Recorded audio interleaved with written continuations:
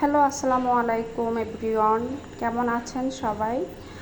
আশা করছি সবাই ভালো আছেন। আমরাও আলহামদুলিল্লাহ ভালো আছি। আজকে রান্না করব গরুর ভুঁড়ি। এটা তো কম বেশি সবারই পছন্দ। আগে আমার পছন্দ ছিল না, এখন খেতে খেতে আমার কাছেও খুবই ভালো লাগে। তো এখানে আমি খুব সুন্দর করে একদম গরম পানি হলুদের গুঁড়া দিয়ে তারপরে ধুয়ে নিচ্ছি। আগে হলুদ দিয়ে আগে সেদ্ধ করছি, তারপর আবার গরম পানি দিয়ে ধুইছি। তো অনেকবার ধোয়া টোয়ার পরে এখন আমি সুন্দর করে রান্না করব। তো গরুর ভুঁড়ি কার কার পছন্দ সবাই কমেন্ট করে জানাবেন।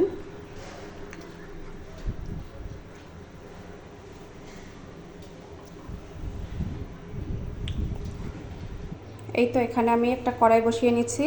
এখন আমি তেল দিয়ে দেব। এই যে তেল দিয়ে দিলাম। এখানে আমি কিছু এলাচি, দারচিনি আর লবঙ্গ এগুলো দিয়ে দিলাম তেলের ভিতরে। এখন আমি পেঁয়াজ বাটা, এখানে আমি পরিমাণ মতো পেঁয়াজ বাটা, রসুন, আদা এগুলো দিয়ে দেব। রসুন বাটা,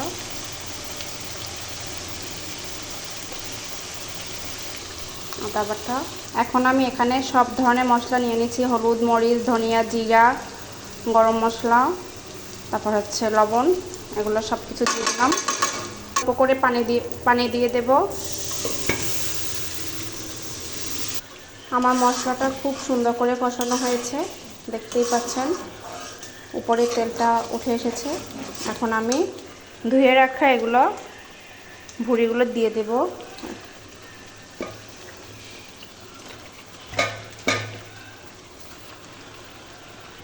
অনেকে আছে একদম যেদিনকে রান্না করে ওদিনকেই খেয়ে ফেলে, কিন্তু আমার ওদিনকে খেতে ভালো লাগে না। আমি 2 দিন পরে খাই। একদম জাল দিতে দিতে সুন্দর একটা কালার হয় যখন, তখন আমি খাই।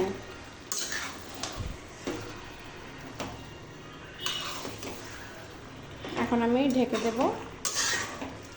এরকম আপনারাও ট্রাই করে দেখতে পারেন, মজা হবে খুবই। আমি এরকমই রান্না করি।